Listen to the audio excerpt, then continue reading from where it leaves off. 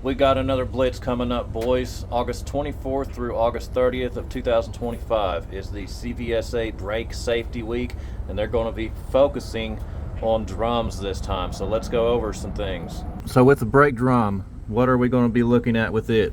We're going to look at the diameter, and we're going to look at the surface of the brake drum where the brakes make contact with it.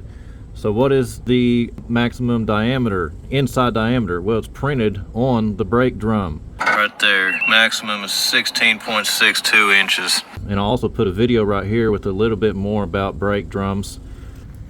They're probably gonna look up in here and see if there's any cracks on that. On a lot of these brake drums, over time they will get little cracks all over them from the expansion of the brakes, heat cracks, and to some degree that's acceptable, but generally speaking, you don't want a crack that's big enough to like get your fingernail in. I'm going to be honest with you, as soon as I start seeing those cracks, I replace the brake drums. But a good rule of thumb, at least that I use, is I change my brake drums every other time I change my brake shoes. So with these brake drums, it's very hard to tell unless you take them off, you know, whether or not the diameter is good. So that's why I keep a good fingernail on me, boys. About one like that. You can stick it right in there. I can still see almost my whole fingernail. If you can stick it in there and your whole fingernail disappears, it's time to get new brake drums. Okay, let's go over some other things. Your brake shoes shall have a minimum thickness of 1/4 of an inch, and that's all the way around, from this all the way to that side. And on these right here, this is your wear indicator. Anything past that lip right there is 1/4 of an inch. Now the service brake chambers and the spring chambers shall be the same for each axle. You don't want to have different chambers.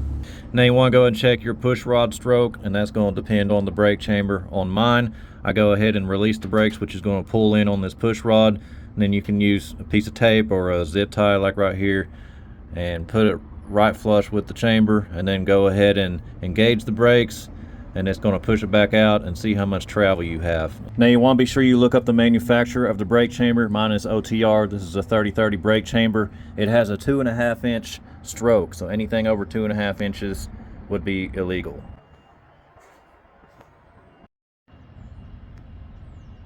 Now you already know while they're down here they're going to check out these wheel seals, so make sure yours are good and dry, no oil in there. Obviously they're not only going to check the brakes, lights, tires, and brakes. Those are the big three, and then you have other little things like reflective tape, and also make sure there's no ABS lights on the dash. Make sure you have your supplies with you, your fuses, fire extinguisher, make sure it's filled up, make sure you have your triangles. Just go over everything, guys.